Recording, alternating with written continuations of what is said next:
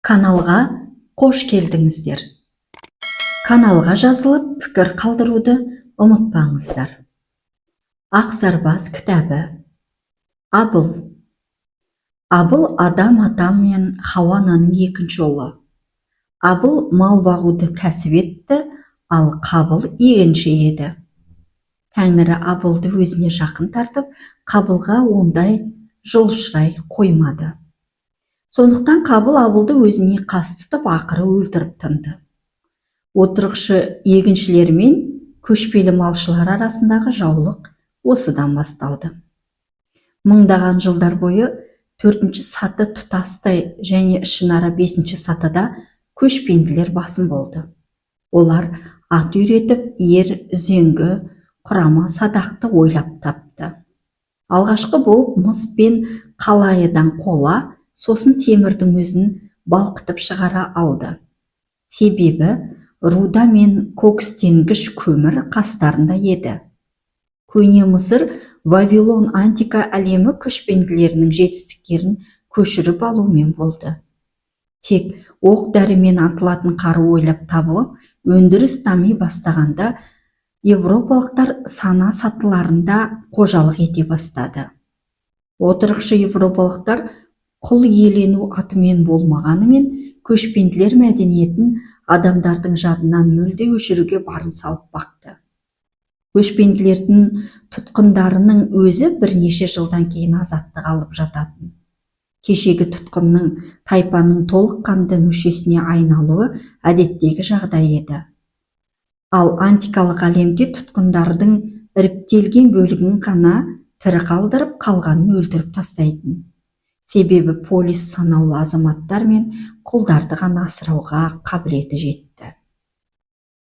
Көшпенділер құл еңбегі пайдаланылатын қала, егін алқабы, тас кеніші деген атымен болған жоқ. Көшпенділердің европалықтар үшін түсініксіз де жат, бекзат, кеңпейіл, кешірімшілдігі осыдан туындады. Адам өлген соң қайта туатынына сенгендіктен, көшпенділер қанға қанды емес, құн алу қағидатын басшылық қалды. Абыл мен Қабыл 21 ғасырдан соң Ысқақ пен Рабиғаның отбасында Жақып пен Исау болып дүниеге келді. Ағайындылардың арасында бауырмалдық сезім болған жоқ. Олар дұшпан болып тарады.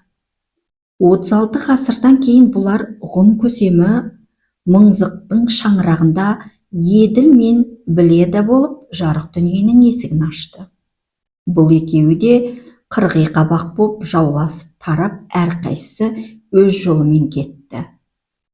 Қабылдың дүниеге араға көп уақыт салып барып қана келіп тұруы оның жай адам болып күн кешіп даму жолына түспегендігімен байланысты.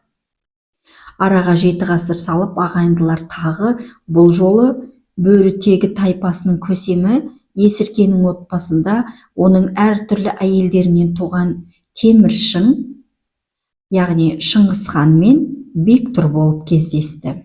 Бұл жолы да ағайындылар дүрдараз болды. Әулетке сатқындық жасап, жаулары Тарғытай Кирилл Тоқаның сарбаздарын айдап салған үшін Теміршің Құсарман бірлесіп Бектұрды өлтірді. Темір Тарғытайдың тұтқынынан ата-бабаларының аруағының желеп-жебеуінің арқасында ғана құтылып шығып, Жаһангер Құдайдың қылышы бола алды. Соңғы ғұмырында Ақсарбас Қабылды кездестірді. Оны ажалдан құтқарып, адам қалпына келуге, тағы да өз анасы арқылы тұңғыш мәртебесін қайтаруға көмегін тигізді. 7,5 мың жыл дерлік уақытқа созылған зұлымдық тізбегі осылай тұйықталды.